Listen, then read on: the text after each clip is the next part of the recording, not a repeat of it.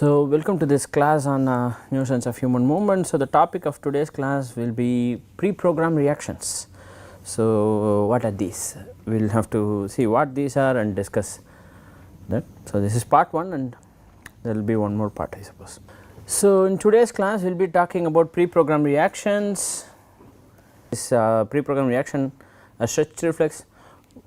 What are the afferent sources or the possible afferent sources of pre-programmed reactions, and how does pre-programmed reaction affect when a movement is happening.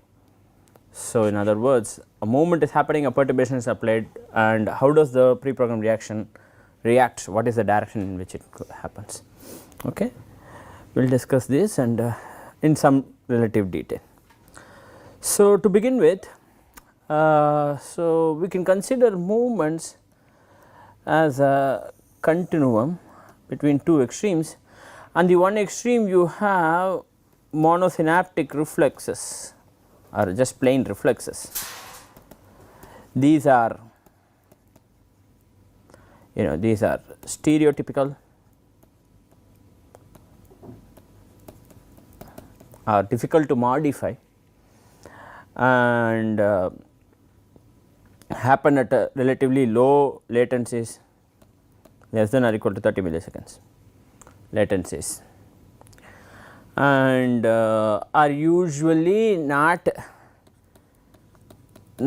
responsive to the context. So, they are not contextual. Usually the response just exists. It need not be a perfect resolution of the problem that is caused, the perturbation that is caused. At the other end of the continuum you have voluntary movements. These are well tailored responses to perturbations. There is something that is happening, I know what is happening, I have thought hopefully within my rational mind as to the future course of action, and I am reacting. Well considered decisions that manifest as movements are voluntary actions. Now, they are not stereotypical, they are very context specific, extremely context specific. In other words, it will scale very nicely with the perturbation amplitude, the response will scale very nicely with perturbation amplitude. In other words, depending on the perturbation the response will come. So, if the perturbation is of great amplitude, the response will vary as in greatly when compared with a smaller perturbation and so on.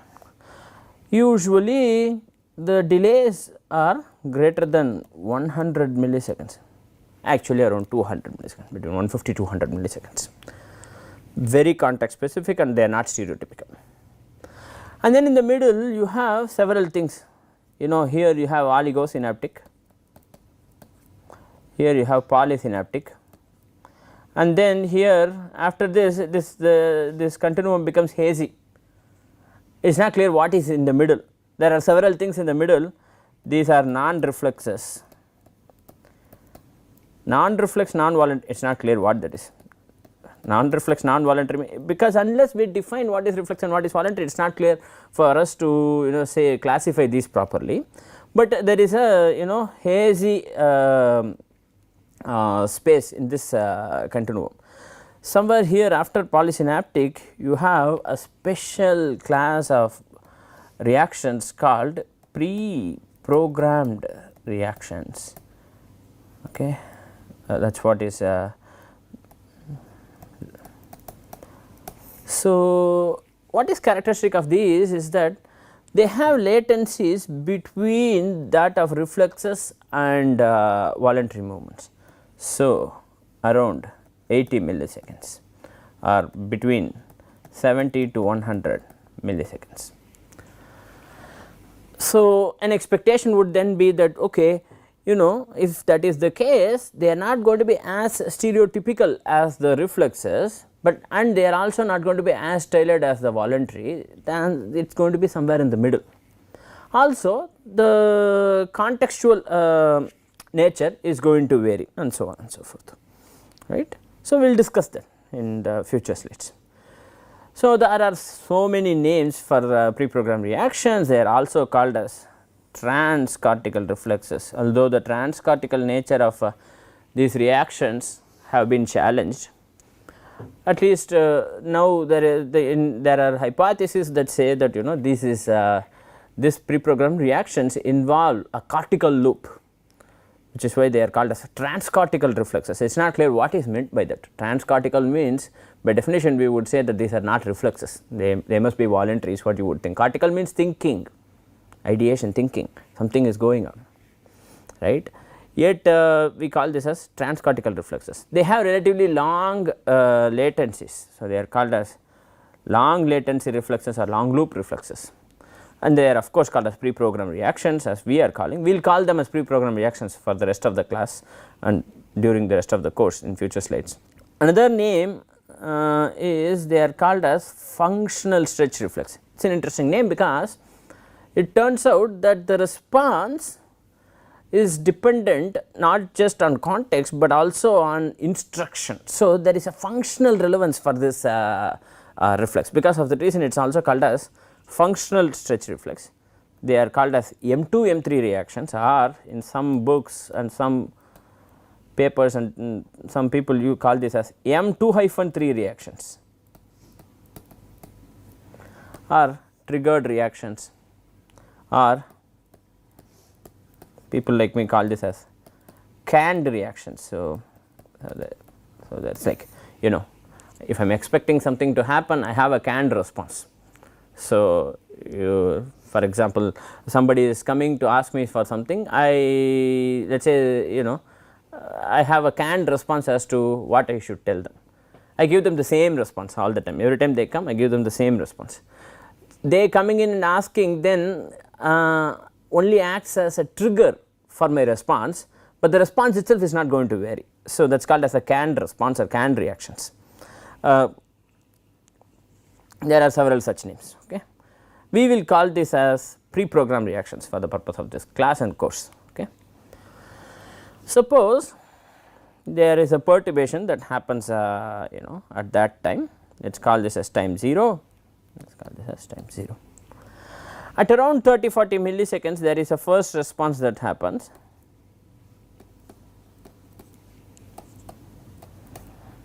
at around 30-40 milliseconds there is a first response that happens, and that what is that? That is M1, that is the analog of the H reflex, or more precisely the phasic stretch reflex or the T reflex, is it not?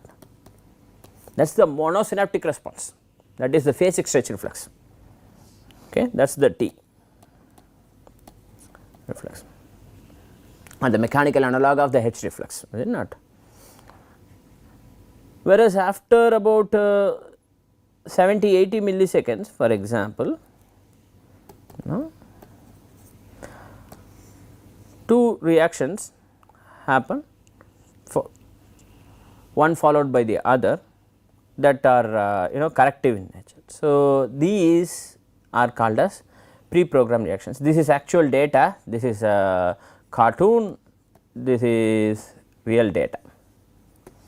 This is real data or representation of a real data from an experiment involving biceps flexion, I suppose.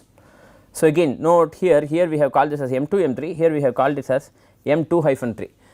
That is because in some cases it turns out there are two distinct peaks, like it is here, there are two peaks here and there are two peaks here. If there are two peaks, these are M2 and M3. Sometimes what happens is that the reaction is like that, the two peaks are not so distinguishable. In that case these two are the two peaks, but they are M2-3, they are sometimes not distinguishable and they are still called as pre-programmed reactions. That does not really affect that. So, that is, and so this happens at 80 milliseconds, 70 to 100 milliseconds, and then note voluntary reaction will follow. Here is voluntary reaction. What is a time scale? 150 milliseconds, is it not, or definitely greater than 100 milliseconds, that is about 150 milliseconds. Okay. Now, and note one does not affect the other. A perturbation will be immediately first responded to. There is a first response from T reflex and then followed by M23 and then followed by voluntary reaction. You want the perturbation to be addressed properly, but yet you want to address some of these things immediately, some of these are very urgent, right. So, that those responses, so one followed by the other happen, first M1 then M23 then voluntary, first M1 then these then voluntary, in that order all of them happen. Usually none of these are skipped, usually all these happen. In some cases voluntary reaction may not be required because the reflex itself may be able to overcome the perturbation, depending on the amplitude of the perturbation, that might be sufficient. But in any case there will be some, if there is a requirement, then voluntary reaction will happen. In rarely voluntary reactions may not be required. Okay. So, this is pre-programmed reaction that happens at around 80 milliseconds. What are the features of this? So, what are the features of this? So, let us remember, is this a stretch reflex? That is a question that one would ask, because we defined early on stretch reflex. What is stretch reflex? If the length of the muscle changes, then change in the level of the length is responded to by a tonic stretch reflex, is it not? That is what we said. And the first response we called as the phasic stretch reflex, and that is the transient and the tonic stretch reflex is a steady state. We said this in the previous class. Now, is it that the pre-programmed reaction is some form of a different name of a tonic stretch reflex, is the question. The answer is actually no. In the previous slides, if you see in the previous class, when we discussed tonic stretch reflex, the length is changing like that, for example, then the the tonic stretch reflex amplitude varies by that much, for example, right. Then the length changes by a higher amount, then the reflex amplitude also increases, right. However, pre-programmed reaction, that does not happen. In pre-programmed reactions, what happens is the stimulus or perturbation amplitude has very little or no correlation with the response, or in other words, it is the presence or the absence of the stimulus that is detected. Is there a stimulus? Yes, then there is a response, and that response is going to be canned. So, the perturbation actually acts as a switch, as like an on off switch, a trigger. That is why it is called as a trigger reaction. So, if the perturbation is there, then there is going to be a response, the presence or absence of the perturbation alone, right.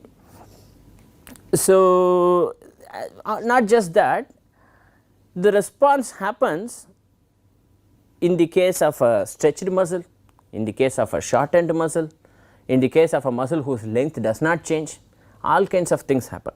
So, because of this reason, this is not a stretch reflex. Pre-programmed reactions are not stretch reflexes, and especially because the amplitude of the response is independent or very poorly correlated with the amplitude of the perturbation. Okay. In other words, this is the pre-programmed response represents a sort of non-graded response to the presence or absence of the stimulus, like action potential. There is a perturbation, that perturbation is detected, there is a response. By the way, that does not mean that the response is going to be stereotypical all the time. There is still going to be context specific response. In other words, there can be multiple pre-programmings that can be done. Depending on the stimulus, which one of these programs will have to be executed will have to be decided. I am speaking as if this is a computer that is executing, and saying there are multiple options or multiple actions that can be prepared, and which one of these is going to be executed depends on which trigger is pulled. Whichever trigger is pulled, the response is going to happen, but pulling the trigger harder is not going to change the response. So, in that sense it is different from action potential. Action potential is always the same. Here there is going to be context specificity. Okay.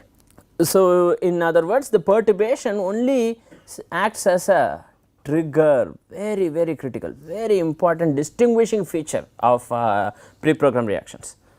Okay. Now, a question is, I have said that these responses are prepared in advance. Who prepares this? That is the question. Who does that work? So, here in this slide we have said central command. Not clear what that means. Central could involve spinal cord, brainstem, motor cortex. Yes. For the sake, since I actually do not know what the answer is, I am going to say that this is some higher center. We like to think what that means is, probably M1, probably the excuse the terminology, what I meant was probably the primary motor cortex or M1 is a response, probably, we do not know, that is preparing the reaction, but that does not mean that, remember, if somebody is involved in the preparation of the reaction, that does not mean that during execution that has to be involved. Preparation can be made by this part, this loop, then reaction can happen later. Okay. Now, and what are these afferents? Now, that is another question, because in the tonic stretch reflex, in the previous cases, in the monosynaptic reflex, in the oligosynaptic polysynaptic reflexes, we saw what the afferents are. These are muscle spindles, these are Golgi tendon organs, right. If the muscle is stretched, muscle spindles are going to fire. If the muscle is contracting, Golgi tendon organs are going to fire, causing respectively a response through 1A and 1B, or 1A interneuron, 1B interneuron, and so on and so forth. We have seen that. What are the afferents in this case? I have just said afferents. Afferents can be n number of things, because they can be muscle spindles, they can be 2 muscle spindles, 2 as in 1A afferents, 2 afferents, 1B which is Golgi tendon organs, they can be cutaneous receptors, they can be thermoreceptors, they can be by the way, when I say afferents, sensory information, right, it can be an auditory afferent, I can hear it can be an afferent that is visual, there can be a flash of light, it can be anything. So, the afferent source of the pre-programmed reaction can be auditory, visual, or any other modality. Note, it can also be vestibular. What does that mean? That means there is a change in the posture, right. I can be just pushed a little, my posture can vary. So, my posture of the head with respect to the ground or with the rest of the body, if it varies, then there is going to be an immediate corrective mechanism, right.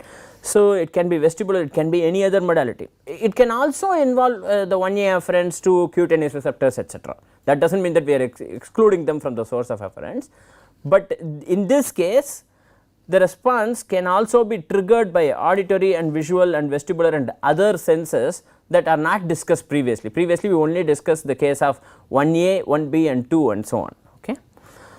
So, can be provided by proprioceptors, which is muscle spindles and Golgi tendon organs, right, a flash of light or by a loud tone, but remember that signal must carry sufficient information to distinguish as to what the trigger is, right. So, it need not tell me of course, it is not, the response is not going to change with the amplitude of the stimulus, but there must be enough information for me to distinguish it from other stimuli. Is it asking me to go in that direction or that direction? I need to be able to distinguish that, otherwise there will be no reaction, there will only be confusion. So, as long as there is sufficient information, this acts as a switch, and then that switch or trigger is recognized, and then a response is facilitated. An example, the classic example is the case of the grasp reflex, right. Suppose there is the cup and you are asking an individual, you are asking a person to hold this cup, I mean keep your hands in such a way as if you are going to hold the cup, but do not hold the cup. Just keep the very close, closer than that, very close, like that, right. Now, at less than 1 centimeter, right, at less than 5 millimeter, I am keeping the fingers. Now, suddenly pull the hand through a motorized system or something. When you do that, right, for example, what usually happens that people grasp this object. Actually, it is not a better example is, a better way of doing this is, ask the people to do this, right, just make a loud noise, boom, like that, people will grasp this. You did not ask them to grasp that, you just said keep the hand as if you are going to grasp. There is a difference between keeping your hand as if you are going to grasp and actually grasping. when you are keeping the of course there must be an element of surprise, right, that is the perturbation. If I know that this is going to happen, if I know that you are going to say boom, then I will decide not to react, or so that means I can change this depending on instruction or intention. I know that you are going to say boom, in that case I will not react. If I decide not to react, it depends on intention and instruction. So that means it must somehow involve cortical loop, but not clear, still matter of debate. So if I keep the hand very close and disturb in some sense, like for example say make a loud tone or a loud noise, people will immediately grasp. What that means is that we are pre-programming the hand and fingers to grasp the object if needed, and then we are bringing in a perturbation. That perturbation acts as a trigger to grasp, and then they grasp it, even though there is no instruction. By the way, this should not be predictable by the subject. I should be able to distinguish the stimuli, but I should not know what the future perturbation is. If I know what the future perturbation is, then there will be no surprise. So that is the other feature. Okay. Now what happens if the perturbation occurs during a during a movement? If let us remember, during a fast voluntary movement, what is the pattern of EMG? We said what is the pattern of EMG? We call this as the triphasic EMG. In one of the previous classes we have discussed this. That is the case in which the agonist fires first, and in the middle of the movement the antagonist fires, and then later the agonist once again fires to produce a movement like that, right, a displacement profile like that. Is it not? This is something that we have seen. We call this as the triphasic EMG pattern. Okay. Now if a person is performing a movement and a perturbation is applied, right, like that, so that is the perturbation. The arrow mark says where the perturbation happened. Then the responses are seen at a latency typical of pre-programmed reactions. So that distance, that time is 80 milliseconds. Now importantly, it is not, but it is not stereotypical in the sense, depending on what is the direction of the perturbation, the response will vary. So the activity of the muscle that acts against the perturbation increases, which is what is shown in the bold lines here. That is the response of the muscle that is acting against the perturbation. So if this muscle is acting against the perturbation, its activity will increase, while the activity of the muscle that is assisted by the perturbation, which is this muscle, decreases. Earlier it was this, now it has decreased, reduced. Earlier the muscle that was acting against had that amplitude. Now the perturbation has happened, its activity has increased. So the response is not stereotypical, it is context specific. So generally this is what happens. Okay. So what are the features of the pre-programmed reaction? So some of the features to remember are, it is strongly controlled by instruction or intention. It is strongly influenced by what the instruction is. If you tell the people to not react, for example, the response will be very different. And a person can pre-program any function. So anything can be pre-programmed, and amplitude does not correlate well with the response amplitude does not correlate well with the stimulus amplitude. Okay. Now what else? We will see what else is there in the next class. So we have seen what are pre-programmed reactions in this class, and we have said that it is not a stretch reflex. We have said that the afferent source of pre-programmed reaction can be anything, can be the vision, can be auditory, can be vestibular, can be any other afferent source, and during movement perturbation the muscle that is acting against the perturbation, its activity increases, the muscle that is acting along with the perturbation, its activity decreases. Okay. So, with this we come to the end of this class, we will continue in the next class.